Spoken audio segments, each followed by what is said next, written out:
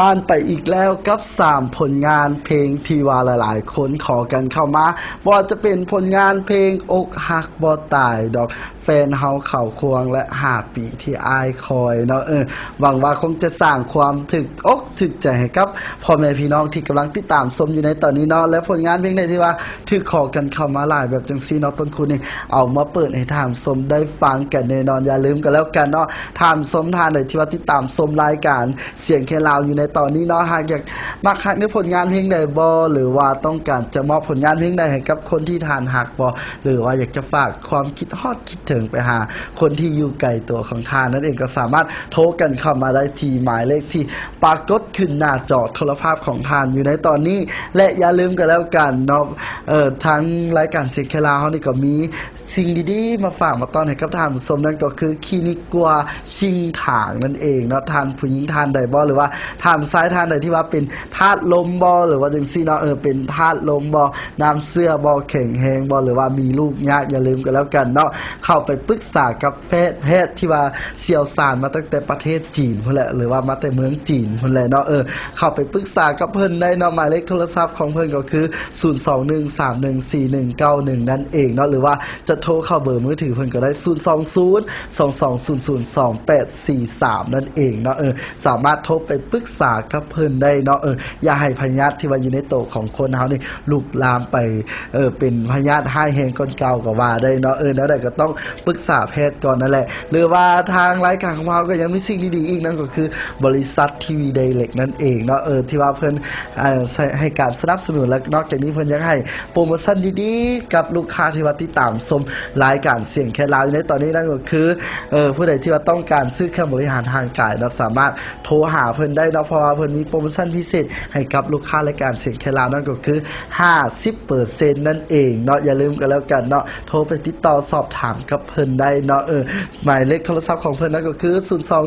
0212611515นั่นเองอย่าลืมกันแล้วกันรายการเสียงแค่ลาวนี่จะมีแต่สิ่งดีๆมาฝากมาต้อนให้กับทานผู้ชมที่กำลังติดตามชมอยู่ในตอนนี้ก็แล้วกันเนาะอีกบ่พอเท่าใดมือแล้วเนาะที่อาทิตย์นี้นี่แหละอีกบ่พอเท่าใดมือ3-4 มื้อ 5 มื้อนี่แหละก็จะฮอดวันปลูกต้นไม้แห่งชาติแล้วก็วันเด็กน้อยสากลนั่นเองอย่าลืมกันแล้วกันเนาะผู้ใดมีลูกมีครอบมีครัวบ่มีลูกน้อยบ่จังซี่เนาะสามารถพากันไปเลาะไปลิ้นได้เนาะสร้างความเบิกบานความม่วนซื่นให้กับครอบครัวเนาะสร้างความอบอุ่นให้กับพ่อกับแม่กับลูกก็ว่ากันได้เนาะอย่าลืมกันแล้วกันวันเด็กน้อยสากลเนาะหรือว่าเป็นวันปลูกต้นไม้บ่จังซี่เนาะอยากจะคืนสภาพให้กับสภาพอุดมสมบูรณ์ให้กับธรรมชาติเนาะนั่นก็คือการปกปักรักษาป่านั่นเองอย่าลืม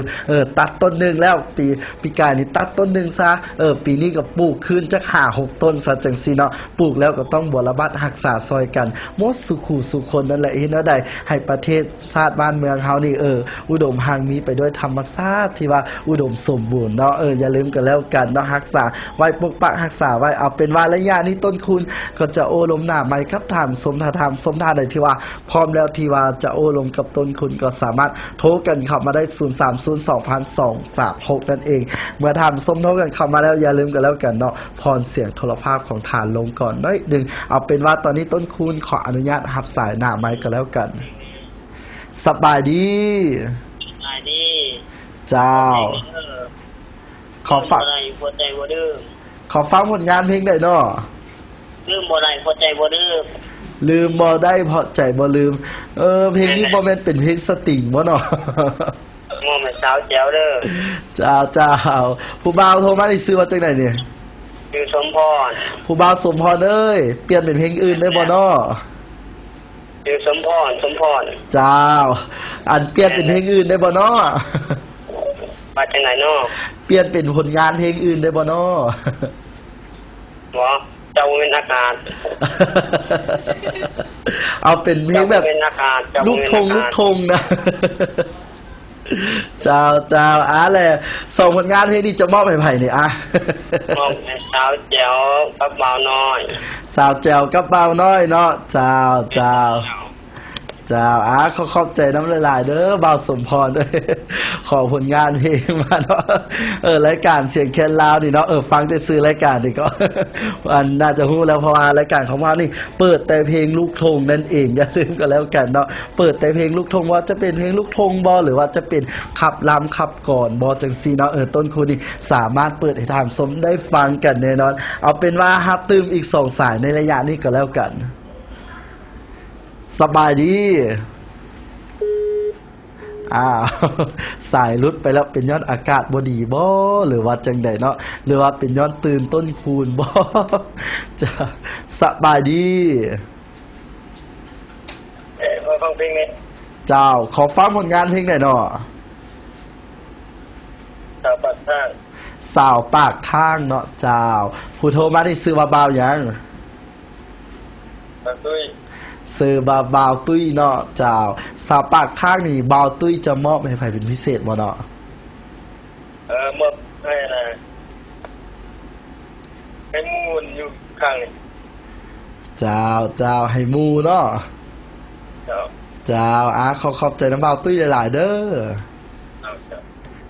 เพิ่นว่าบาวตุ้ยเนาะขอฟังผลงานเพลงสาวปากข้างหน่อยเด้อเพิ่นว่าเนาะมอบให้หมู่ที่ว่าติดตามชมอยู่ในตอนนี้เนาะทางชมทางใดที่ว่าต้องการที่จะโอ้ลมหน้าไม้ก็สามารถโทรกันเข้ามาได้แต่ตอนนี้ต้นคูณขออนุญาตรับเป็นสายสุดท้ายในระยะนี้ก็แล้วกัน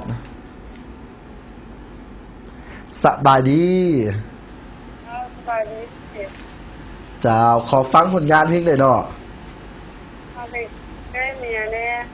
แก้เมียบ่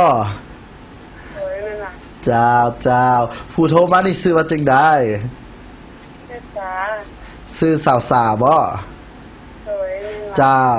สาวเอ้ยผลงานเพลงแก้เมียนี่สิส่งไปให้ผู้ใดเด้เจ้าขอบใจทั้งสาวๆหลายๆเด้อเจ้าเพิ่นก็ขอผลงานเพลงแก้เมียแน่เพิ่นว่า